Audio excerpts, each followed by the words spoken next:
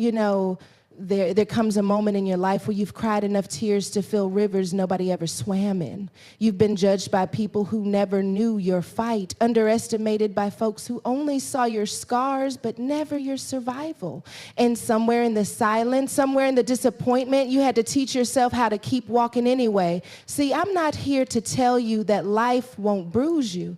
I'm not here to pretend like the betrayal didn't sting or that the loss didn't shake you to your core. But I am here to remind you that you don't have to wear your wounds like they define you. Because there is power, divine power, in learning how to act as if nothing bothers you. Not because you're fake, not because you're numb, but because you've learned to master your peace. You've decided not to hand over your joy every time the storm knocks on your door. And that, my friend, is where the real freedom began. Tonight, we're going to talk about how to protect your spirit, how to walk with your head high even when your heart is heavy, and how to move through the fire without smelling like smoke. Let's go there. Protect your peace like it's sacred. That means recognizing that your inner world, your thoughts, your emotions, your mental clarity is not a playground for chaos. We live in a world that wants access to every part of us. People want your attention, your opinion, your reaction. But when you start protecting your peace, you stop giving those things out so freely. You start treating your mental and emotional stability like it's a divine gift. Because it is. Peace doesn't just happen, it's built, it's nurtured, and sometimes it's fought for. There comes a time in your growth when you realize not every invitation is worth accepting. Not every battle deserves a response. Not every phone call needs to be answered. Sometimes the most powerful thing you can do is stay quiet and protect the atmosphere God is creating within you. Because when you've been through enough, you learn that some people don't come to support you. They come to disrupt you. Some situations aren't storms. They are tests to see if you'll leave the door open to your peace. You've got to get real intentional. That means setting boundaries, even if it makes people uncomfortable. That means saying no without guilt. That means stepping back from environments that feel familiar but no longer feed your purpose. You don't owe anyone access to your spirit, your time, or your emotions just because you used to let them in. Growth demands a new level of discernment, and peace requires discipline. It's easy to protect your peace when everything's going right, but the real challenge is keeping that same stillness when the world is shaking. Can you stay rooted when people misunderstand you? Can you stay centered when rumors are flying and the pressure is high? Can you walk into a room full of negativity and not let it shift your energy? That's what it means to guard your peace like it's sacred. It's not just about candles and calm music. It's about emotional maturity. It's about knowing when to walk away before you lose yourself trying to explain yourself. Some of you have been handing your peace over for free, letting people disturb your spirit with their dysfunction, carrying weights that don't belong to you, answering calls that drain you. You don't have to be everyone's fixer, everyone's counselor, everyone's emotional dumping ground. You weren't built to carry the chaos of everyone else's life. You were built to carry purpose. And anything that threatens that has to be evaluated. Not with hate, but with clarity. Because once you understand the value of your peace, you stop entertaining anything that threatens it. You stop negotiating with confusion. You stop justifying toxicity. You start listening to that still small voice inside of you that says, protect this. Because this peace, it's sacred. Master the art of silent strength. There is a kind of power that doesn't shout, doesn't prove, doesn't chase applause. It's the kind of strength that sits quietly in a storm and says, I will not be moved. It's not loud, but it's unshakable. It's not boastful, but it's undeniable. Silent strength is knowing who you are even when the world questions it. It's standing tall when everything around you tries to shrink you. It's walking through fire without announcing the flames. We live in a time where everyone wants to be seen, to be heard, to clap back, to prove a point, but there's something divine about restraint, something holy about not responding when you know you could. Silent strength is not weakness, it's wisdom. It's understanding that not every attack deserves your energy. Not every insult needs a comeback. Not every challenge is your assignment. Silent strength is choosing to keep your focus on the bigger picture.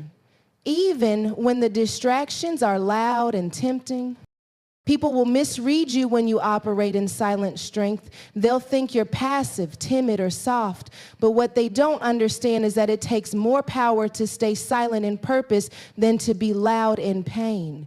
It takes more courage to keep building quietly than to broadcast every move. There is safety in silence. There is strategy in silence. And sometimes God will silence you not to punish you, but to preserve you. You don't have to explain yourself to everybody. You don't have to defend your decisions when they're rooted in peace and alignment. When you know what God whispered to you in the dark, you stop needing validation from voices in the crowd. That's what silent strength looks like. It's being anchored in truth while surrounded by noise. It's letting your fruit speak louder than your frustration. And let's be real, silent strength is hard. It's hard when your name is in rooms you never step foot in. It's hard when people twist your silence as weakness, but you keep showing up. You keep walking in purpose. You let your consistency speak louder than any rumor, because silent strength is not about staying quiet out of fear. It's about moving in wisdom, in timing, in discernment. It's about letting God vindicate you in his own way, in his own time. Sometimes the most powerful version of you isn't the one that's loud and expressive. It's the version that knows when to hold back, when to observe, when to pray instead of post, when to work instead of whine. There is something sacred about being grounded enough not to be pulled in every direction by emotions or opinions. That is the art of silent strength. It's the kind of strength that doesn't need the spotlight to shine because it carries its own light within. Respond, don't react. That's the difference between being led by wisdom and being controlled by emotion. Reactions are immediate. They're impulsive, fueled by pride, fear, or anger. Reactions feel good in the moment, but they often come with consequences that last far longer than the moment they were born in. But a response, now that's intentional, that's prayerful, that's thought out. A response is guided by clarity, not chaos. A response understands timing. It respects process. It knows the difference between emotion and purpose. When life hits you unexpectedly, the temptation is to react. Someone disrespects you, you want to clap back. Someone lies on your name, you want to defend yourself loud and clear. You feel misunderstood, and everything in you wants to explain, to fix, to prove. But maturity teaches you how to pause, how to take a breath before you speak, how to step back before you step into something you'll regret. Because reaction is driven by the moment. Response is driven by your mission. There are people who will try to trigger you simply to get access to your energy. They don't want to understand you. They want to disrupt you. And the moment you react, they've succeeded. But when you respond, you take control of the atmosphere. You decide what gets your attention and what doesn't. You choose how your energy is spent. That's not weakness. That's discipline. And discipline is a sign of strength, not submission. Responding over reacting means you've learned how to sit with discomfort long enough to hear wisdom speak. You've learned how to pray before you post, how to reflect before you retaliate. It doesn't mean you suppress your feelings. It means you channel them through purpose. It means you ask yourself, will this bring me peace or just prove a point? Because sometimes proving a point costs too much. Sometimes protecting your peace is the real victory. You don't have to react to every disrespect. You don't have to attend every argument you're invited to. Not everything deserves a piece of you. Not every offense requires your voice.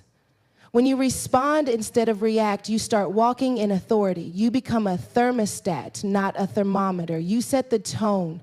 You carry peace in chaos and refuse to be shaped by it. You learn how to hold your ground without losing your grace. And yes, it takes practice. It takes unlearning old habits that told you silence means weakness or that emotion equals authenticity. No, authenticity is knowing your power and choosing when and how to use it. It's knowing you could destroy with your words, but deciding instead to build with them. Responding is not silence. It's strategy. It's taking the emotion, honoring it, but not being led by it. It's deciding that your future is worth more than this moment. Your purpose is louder than the provocation. Your peace is stronger than your pride. Detach without becoming cold. That's the balance so many struggle to find. How to guard your heart without hardening it. How to let go of what's hurting you without letting it change the softness inside of you. Detachment is not about shutting down or pretending you don't feel. It's about choosing what and who you allow to have emotional power over you.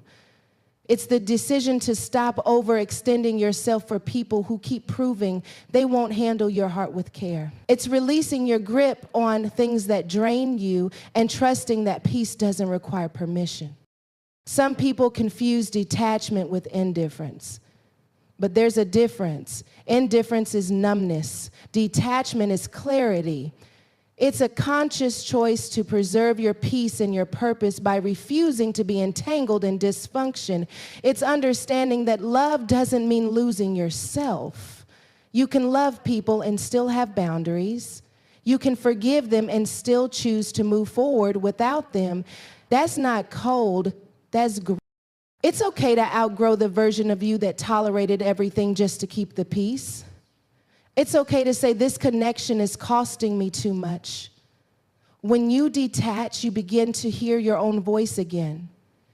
You remember what stillness feels like. You learn to trust that not everyone is meant to go where you're headed, and that's not rejection, it's redirection. Sometimes God will call you to create distance, not because you're bitter, but because you're being rebuilt. And some rebuilding requires solitude.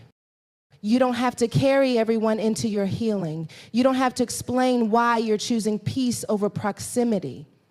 Detachment gives you the room to be loyal to your growth. You stop needing their understanding when you already have God's confirmation. And when you start detaching in love instead of bitterness, you keep your heart from becoming hard. You keep your spirit open, your compassion intact, your hope alive. The goal isn't to become unreachable or untouchable. It's to become rooted. Rooted enough not to be moved by temporary emotions or unpredictable people. Detachment says, I see what this is, and I choose not to internalize it. It gives you the space to grieve what was, honor what is, and still remain open to what will be. It's walking away without slamming the door. It's loving from afar when up close becomes toxic. It's choosing peace over performing. You don't have to stop caring to stop overgiving. You don't have to stop being kind to stop being accessible. Detachment teaches you how to love wisely, how to show up for others without disappearing in the process. It's the art of holding space for people without holding their chaos. And it's not easy, especially when your heart is wired for connection. But detachment, when done right, is a sacred form of self-respect. It's knowing when to stay and when staying costs too much. It's the wisdom to walk away while keeping your heart soft and your spirit free. Let God fight the battles they don't see, because not every battle is meant to be visible. Some of the hardest fights happen in the secret places, in the silence, in the nights where your mind won't rest, in the moments where your heart is broken, but your face is composed. And in those battles, it's easy to want to take matters into your own hands. You want to explain, defend, expose, retaliate, but God sees what they don't. He knows what was said behind closed doors, what was done in the dark. and he hasn't turned a blind eye to any of it. There's a kind of trust that's built when you choose to let God handle what your flesh wants to control. That takes surrender. That takes faith, that even when your name is being mishandled, your reputation being questioned, your intentions being misunderstood, God is still writing your story. He's still defending your name in rooms where you have no voice. When you try to fight every unseen battle, you end up exhausted, bitter, and disconnected from peace. But when you release it to God, you take your hands off and let his justice prevail. It's hard to stay silent when you know the truth. It's hard to walk in love when others are walking in deceit. But the real strength is not in reacting, it's in trusting. Trusting that God will handle it better than you ever could, that his timing is perfect, his justice is holy, and his protection is complete. When you stop fighting for your image and start trusting in your identity, you start moving from fear to freedom.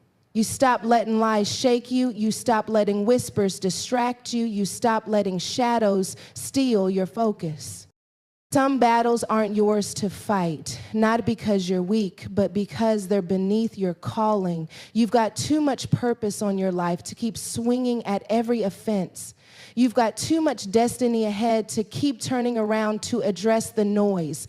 Let God fight it. Let him vindicate you. Let him expose what needs to be revealed in his way, in his time.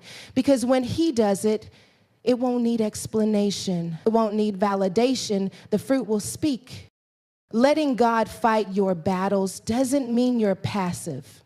It means you're powerful enough to choose peace over pettiness. It means you've learned how to protect your assignment instead of proving your point. You're not here to convince anyone of who you are. You're here to walk boldly in what you've been called to do. When you let God handle the unseen, you free yourself to focus on what actually matters: your growth, your healing, your purpose. They may not see the tears you cried.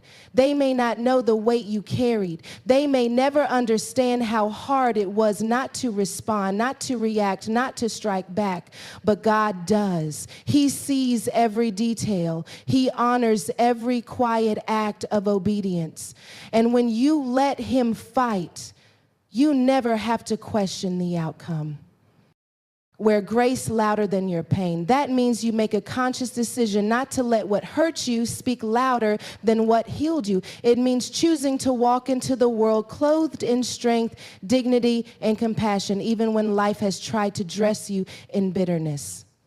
Pain will try to brand you. It will try to rename you. It will whisper that you're broken, unworthy, unlovable. But grace steps in and says, you're whole. You're chosen, you're still becoming. Grace doesn't erase the pain, but it redefines how you carry it. Some people wear their wounds like armor. They walk heavy with what happened, what was said, what was lost. They let it shape how they speak, how they love, how they trust. But when you wear grace louder, you give pain a place, but not the platform. You say, yes, I've been through it, but it didn't take me out. Yes, I cried, but I got back up. Yes, I was broken, but now I'm built differently. Grace is not denial. Grace is defiance. It's saying, I won't let what hurt me harden me.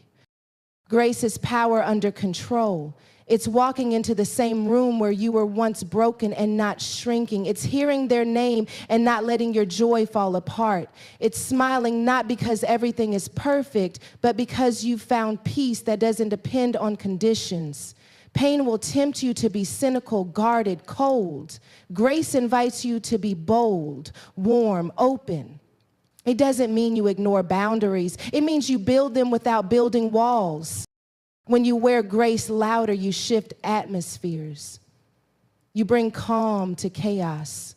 You interrupt the cycle of offense and retaliation. People expect you to be angry, resentful, bitter, but when you show up with grace, you confuse what was meant to break you.